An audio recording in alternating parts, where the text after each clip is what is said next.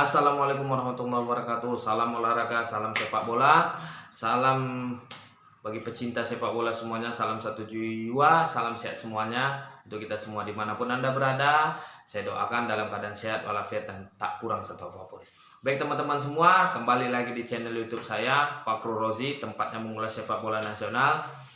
Di konten terbaru video saya kali ini saya akan membahas jelang leg kedua semifinal Piala AFF 2022 yang mempertemukan antara Vietnam dan Timnas Indonesia.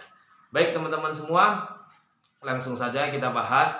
Nah, teman-teman semua, seperti yang kita ketahui ya, Timnas Indonesia lolos ke babak semifinal dan bertemu dengan juara grup B yaitu Vietnam, di mana semifinal leg pertama semalam sudah dimainkan. Kita menjadi tuan rumah pertama di GBK dengan skor 0-0 ya, tanpa gol.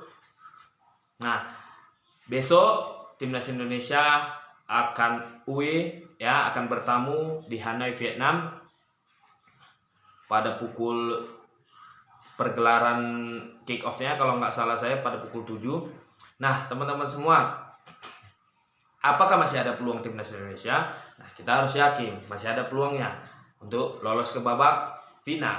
Nah, yang menjadi persoalan sekarang adalah kalau dari segi statistik, teman-teman semua, kekuatan Vietnam dan kekuatan Timnas Indonesia ini hampir-hampir dikatakan sama-sama bagus ya. Karena sampai sekarang Timnas Indonesia pun belum ada terkalahkan di pergelaran Piala AFF ini. Timnas Vietnam pun juga belum ada terkalahkan di pergelaran Piala AFF ini. Cuma hanya perbedaannya adalah kita Timnas Indonesia sudah kemasukan 3 gol. Nah, Timnas Vietnam belum ada kemasukan gol. Itu saja perbedaan statistiknya. Nah, teman-teman semua, kalau saya ditanya dari segi kacamata saya, kalau ditanya tentang peluang Timnas Indonesia bisa lolos ke final, apakah masih kemungkinan? Ya, masih kalau menurut saya. Nah, jadi skor hasil 0-0 teman-teman semua, skor hasil 0-0 di leg pertama, apakah suatu kerugian, apakah suatu keuntungan? Saya menjawabnya bisa jadi suatu keuntungan, bisa jadi suatu kerugian juga. Kalau segi matematikanya ya suatu kerugian, kita tidak bisa menang ketika di leg pertama.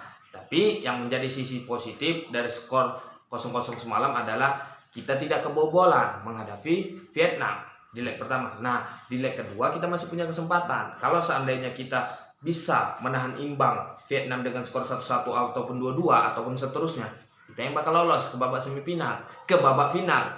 Ke babak final. Kita yang bakal lolos ke babak final. Jadi peluang itu masih ada. Nah, yang jadi pertanyaannya sekarang adalah bagaimana kita bisa memanfaatkan kapasitas pemain kita ya. Kita bisa memanfaatkan kapasitas pemain kita untuk bisa bermain secara kolektif dan juga bermain secara agresif nantinya ketika menghadapi Vietnam di stadion. Yang pertama mesti kita tekankan adalah masalah mental. Ya, masalah mental. Kenapa? Karena kita bermain di depan pendukung para Vietnam. Ya, kita bermain di stadionnya Vietnam. Tekanan supporter, tekanan para pemain dan lain sebagainya. Jadi kita harus punya, ya ini harus dikasih motivasi lebih, dibakar lagi motivasinya, dikuatkan lagi mental oleh coach Isti. Nah, yang kedua, kita jangan terprovokasi.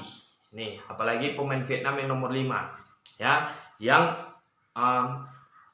mensliding secara 2 kaki Dendi Sulistiawan. Aturan itu kan setidaknya mendapat kartu. Ya minimal kartu kuning. Tapi wasit di leg pertama tidak terlalu bersahabat dengan kita. Yang saya lihat begitu, tidak terlalu bersahabat dengan kita. Nah, yang ketiga teman-teman semua yang harus kita perhatikan untuk jelang leg kedua nanti semifinal adalah bagaimana kita harus bisa ya bermain secara terbuka. Ya. Kenapa dibilang bermain secara terbuka? Adalah karena di leg pertama Timnas Vietnam itu udah bermain ya dikatakanlah tertutup, artinya bermain secara hampir dibilang parkir bus ya, hampir dibilang parkir bus, bermain secara tertutup ya, hanya mengandalkan serangan-serangan balik juga. Nah, kenapa? Karena Vietnam juga tahu di mana Park Hang-seo juga baca ini. Artinya pelatih Vietnam Park Hang-seo juga membaca bagaimana timnas Indonesia punya counter attack yang bagus, bagaimana pemain Park Hang-seo membaca pemain-pemain timnas Indonesia punya kecepatan. Nah, dia takut juga kena serangan balik, makanya dia bermain sedikit tertutup. Nah, nanti ini mungkin udah jadi strategi juga bagi pelatih Park Hang-seo. Nanti ketika bermain di Vietnam, pasti saya yakin 100% dia bermain secara terbuka, bermain secara lebih agresif lagi, karena mereka butuh gol, mereka butuh menang, kan gitu. Nah, bagaimana ini harus diatasi? Artinya adalah kita tidak boleh juga bermain secara tertutup atau bisa bermain secara seperti kita bermain di leg pertama. Kita harus coba juga untuk bermain secara terbuka, secara agresif, ya. Yang dimana di sana yang kita harapkan nantinya Mark dan Rahmat Irianto mudah-mudahan dimainkan dari awal di leg kedua nanti, ya, bisa mengalirkan bola secara cepat kepada striker-striker kita. Ya, apakah itu nanti Spaso yang dipasang, apakah Dendi Sulistawan, karena di leg pertama Spaso dan Witan itu kan dimainkan di menit-menit akhir pertandingan. Nah, ini kan mungkin bisa menjadi strategi simpanan Sintayong juga. Apakah Sintayong ini punya senjata yang akan dipersiapkannya ketika menghadapi Vietnam nanti, gitu kan? Bisa jadi mereka disimpan di leg pertama, di leg kedua Spaso dan Witan itu dimainkan di awal, gitu kan? Tapi harapan saya mungkin timnas Indonesia akan bermain pada besok malam bermain secara formasi 3-4-3. Di sana mungkin bisa jadi memasang 3 back lagi, ya. Di sana bisa jadi ada Fakhrudin, Jordi Amat dan juga Rizky Ridho. Nah, kalau masalah finishing teman-teman, ya ini harus diperbarui juga. Kalau saya lihat kan gitu kan. Nah, tapi kalau secara kacamata saya lihat ketika bermain di GBK tidak terlalu buru-buru amat. Kita banyak peluang, tapi memang tidak bisa kita konversi peluang itu menjadi sebuah gol. Nah, Vietnam pun juga, kalau masalah finishing, Vietnam pun juga ketika bermain di GBK, Vietnam itu nggak banyak shot on targetnya.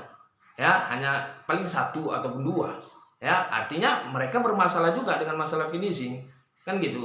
Nah, jadi harapan saya ya, mudah-mudahan timnas Indonesia bisa menang pada pertandingan besok malam, ya, bermain secara terbuka, bermain lebih agresif, bermain secara militan, bermain secara kerjasama, dan yang paling utama adalah memanfaatkan peluang yang ada dan juga bisa mencetak gol di menit-menit awal.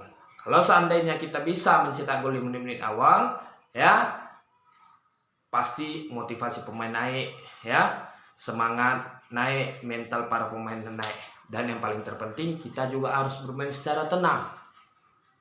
Ya, kita juga harus bermain secara tenang. Tenang bukan berarti lambai, kan gitu kan? Kita harus bermain secara tenang, ya, tidak melakukan kesalahan-kesalahan yang nantinya akan membahayakan gawang Nadeo.